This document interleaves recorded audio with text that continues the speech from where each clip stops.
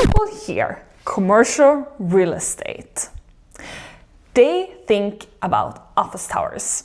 They think about shopping malls and a lot of money. But that's not what commercial real estate is really about.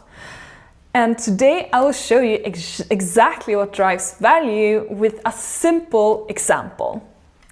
Hi everyone, and welcome back to my YouTube channel. My name is Nermina and I have a master's degree within real estate economics and over 5 years of work experience. A quick disclaimer. This is for educational purpose only. It reflects my personal view, not my employer's, and is not financial advisory.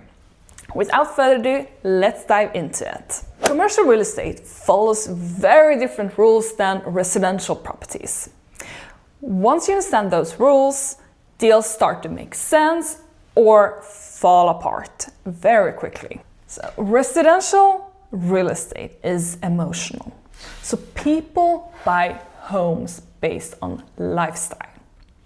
Commercial real estate is different. It is about income. So a commercial property is valued mainly on how much money it produces and also the location sometimes, not always how it looks. In commercial real estate, value comes from cash flow. If income goes up, value goes up. If income goes down, value goes down. Even if nothing physically changes with the property. Let's take a simple example.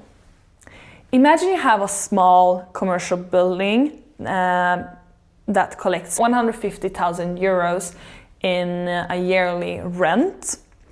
After expenses like maintenance, management, and insurance, it produces 100,000 euros as your net operating income, which is your NOI. If similar properties in the market trade at a cap rate of, let's say, 5%, where the cap rate is an estimate of the return on an investment property.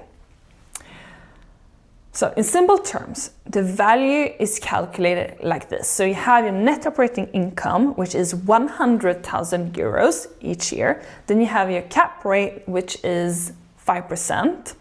So you have your net operating income, you divide it by your cap rate, which equals 2 million euros. And that is your value in simple terms. So now, here's the key point.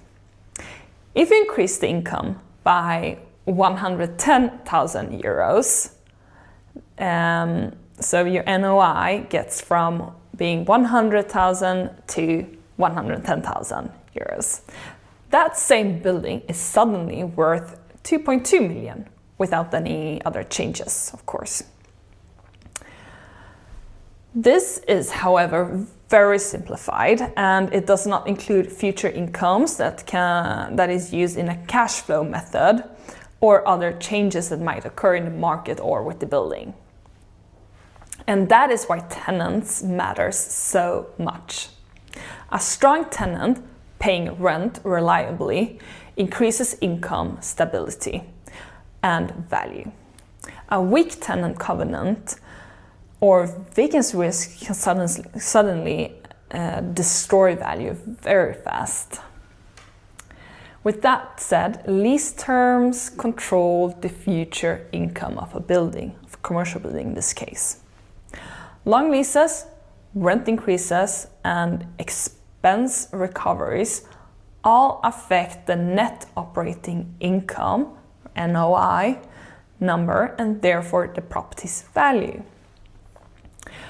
Commercial real estate is also about managing risk like vacancy, refinancing, and interest rates increases. If we want to know more on how interest rate can impact value, then I have another video coming up where I go into depth on that part. The biggest mindset shift is this. Commercial real estate isn't about buildings, it is about businesses.